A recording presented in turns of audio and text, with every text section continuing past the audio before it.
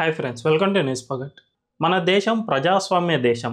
ఇలాంటి ప్రజాస్వామ్య దేశంలో ప్రజలే అంతిమ న్యాయ నిర్ణేతలుగా ఉంటారు. అంతే తప్ప ప్రభుత్వం కానీ లేదంటే ఎటువంటి రాజ్యాంగబద్ధ సంస్థ అయినా కూడా ప్రజల అభీష్టానికి అనుగుణంగా మాత్రమే పనిచేయాలి. లేకపోతే వాటిని గద్దె దింపే అవకాశం సైతం ప్రజల చేతుల్లోనే ఉంటుంది అన్నది మాత్రం ప్రభుత్వ పెద్దలతో పాటు రాజ్యాంగబద్ధ సంస్థలు కూడా దృష్టిలో పెట్టుకుని పని చేయాల్సిన అవసరం ఎంతైనా ఉంటుంది. అలాంటిది మన దేశంలో న్యాయ వ్యవస్థ మాత్రం ప్రజల అభీష్టానికి దూరంగా ఉండి పనిచేస్తున్న సందర్భాలు గతంలో అనేకం చూసాం.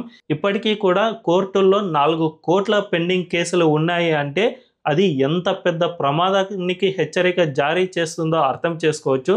అలాంటి న్యాయ వ్యవస్థలో గతంలో అనేక సార్లు సంస్కరణలు తీసుకురావాలి అని పదే పదే ప్రభుత్వంతో పాటు ప్రజలు కోరుకున్నా కూడా ఎటువంటి సంస్కరణ జరగలేదు.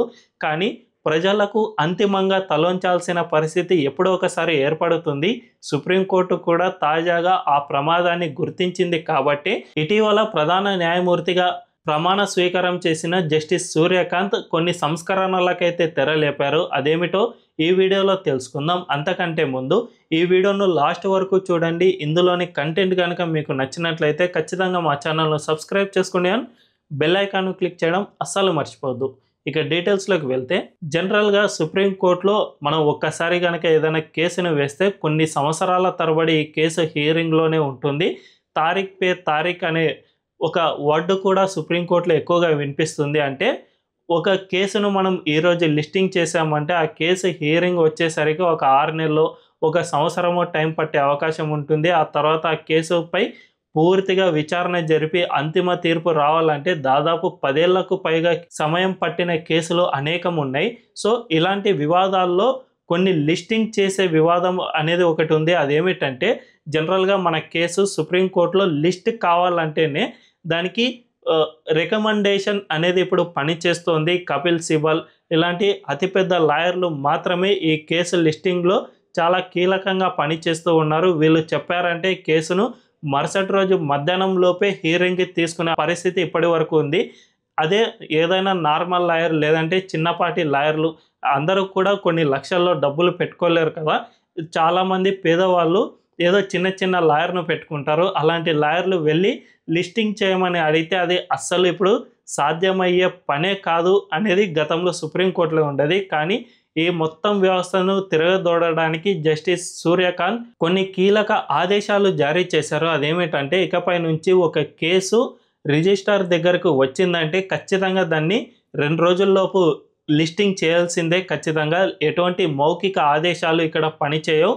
చిన్న లాయర్ వచ్చి అడిగినా కూడా దీన్ని ఖచ్చితంగా లిస్టింగ్ చేయాల్సిందే. అంతేకాకుండా కేసులో ఉన్న అత్యవసర పరిస్థితిని బట్టి చూసుకుని దాన్ని త్వరగానే లిస్టింగ్ చేయాలా, అత్యవసర పరిస్థితుల్లో విచారణ చేయించాలా అనే విషయాన్ని రిజిస్ట్రారే అంతిమంగా నిర్ణయం తీసుకోవాలి. అంతే తప్ప ఎవరో పెద్ద లాయర్ వచ్చి రికమెండ్ చేశాడనో దీన్ని లిస్టింగ్ చేయడం అనేది అస్సలు కుదరదు. చిన్న లాయర్లను, ట్రైనీ లాయర్లైనా కూడా వాళ్ళను ఎంకరేజ్ చేయాల్సిన అవసరం ఖచ్చితంగా ఉంది. కాబట్టి ఈ లిస్టింగ్ అనేది చాలా త్వరగా జరిగిపోవాలి అని సూర్యకాంత్ కీలకమైన ఆదేశాలు జారీ చేశారు. ఈ ఆదేశాలు రేపటి నుంచే అవైలబుల్లోకి రానున్నాయి. దీన్ని బట్టి చూసుకుంటే ఇకపై నుంచి ఎవరో పెద్ద లాయర్లు ఉంటేనే తప్ప మన కేసు హియరింగ్కు రాదు. కాబట్టి కపిల్ సిబల్ లాంటి వాళ్లకు కొన్ని లక్షల రూపాయలు దానం చేయాల్సిన అవసరం మనకు ఎట్టి పరిస్థితుల్లోనూ లేదు. చిన్న లాయర్ను ఎంపిక చేసుకున్నా కూడా మన కేసులో అత్యవసర పరిస్థితి ఏదైనా ఉంటే అది ఖచ్చితంగా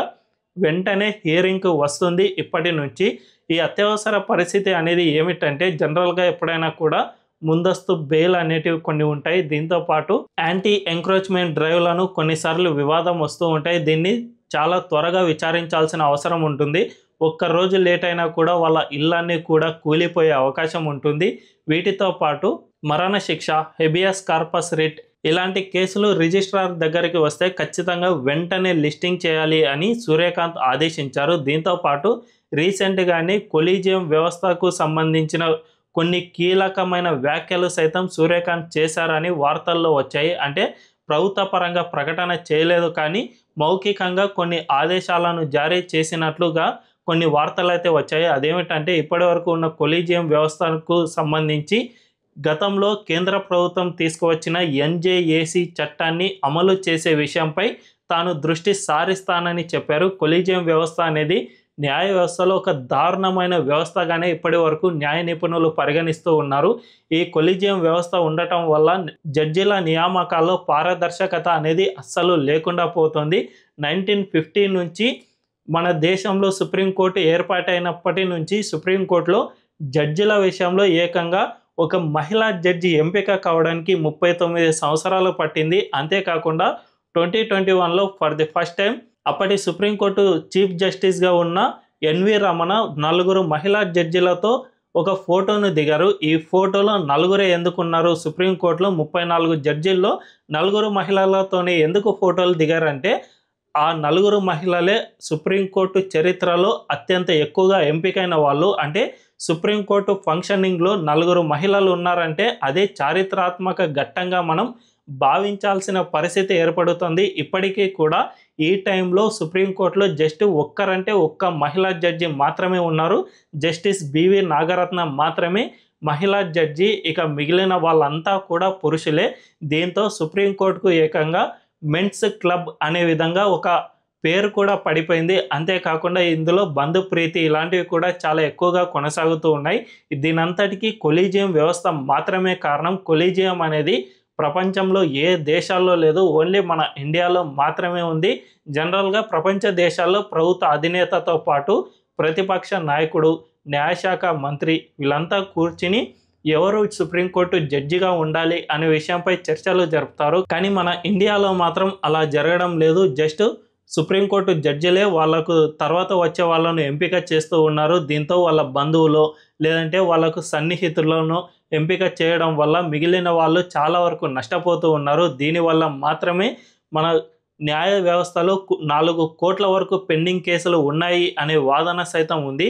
సో ఇలాంటి అనేక సంస్కరణలు చేయాల్సి ఉన్నా కూడా సుప్రీంకోర్టు దీన్ని వ్యతిరేకించింది. నిజానికి 2014లో యూపీఏ 2 ప్రభుత్వం ఒక చట్టాన్ని తీసుకువచ్చింది, ఎన్జేఏసీ న్యాయమూర్తుల నియామక చట్టం ఇది. దీన్ని బట్టి చూసుకుంటే ప్రభుత్వ అధినేత, ప్రతిపక్ష నాయకుడు అండ్ రాష్ట్రపతి ఇలాంటి వాళ్ళందరూ కలిసి ఒక సుప్రీంకోర్టు జడ్జిని లేదంటే ఇలాంటి వాళ్ళను ఎంపిక చేస్తారు. కానీ దీన్ని మొత్తంగా ప్రజలు ఎన్నుకున్న ప్రభుత్వం తీసుకువచ్చిన చట్టాన్ని సుప్రీంకోర్టు కొట్టివేసింది అంటే ఇది ఎంత దారుణమో అర్థం చేసుకోవచ్చు. సో ఇలాంటి అనేక సంస్కరణలను తీసుకురావాల్సిన అవసరం ఎంతైనా ఉంది. దీనిపై కేంద్ర ప్రభుత్వం అనేక సార్లు న్యాయ వ్యవస్థను హెచ్చరించినప్పటికీ కూడా మార్పులు అయితే రాలేదు. కానీ తాజాగా సుప్రీంకోర్టు ప్రధాన న్యాయమూర్తిగా ఎంపికైన జస్టిస్ సూర్యకాంత్ మాత్రం ప్రజల ప్రభుత్వానికి ఖచ్చితంగా తలొగ్గుతున్న పరిస్థితి ఏర్పడుతుంది.